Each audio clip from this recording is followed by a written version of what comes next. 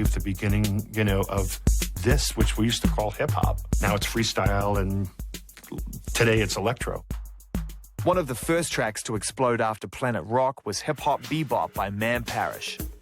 I'm not a trained musician. I can't read or write music. I still can't. So I basically learned music by just experimenting. But I didn't want real drum sounds. I wanted to be Kraftwerk. You know, that was my influence.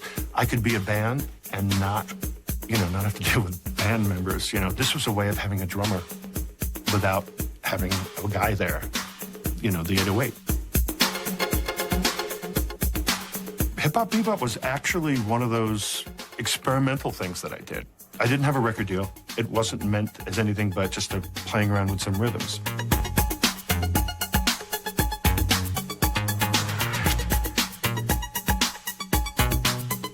I wound up doing a soundtrack for a porn movie.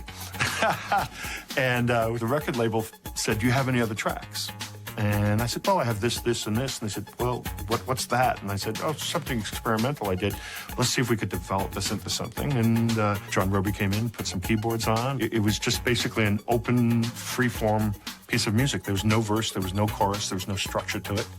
We took about 6 10-inch, 12-inch reel-to-reel mixes filled 60 minutes each. The guys from the label stayed home one weekend, did a bunch of coke and MDA, and edited everything together with razors, and Hip Hop Bebop came out. So when they played it for me, they said, well, this is going to be the single. And I said, you can't do this. I mean, you know, this is embarrassing. It's not a real piece of music. There's no verse. There's no chorus. You know, everybody's going to laugh at me. Back in those days, there was no DJ culture. There's no dub music. You can't put out music like this. It doesn't exist. Sure enough, they put it out. I hid under a bush, and later on, you know, it is what it is, you know. There was a club here in New York called the Fun House.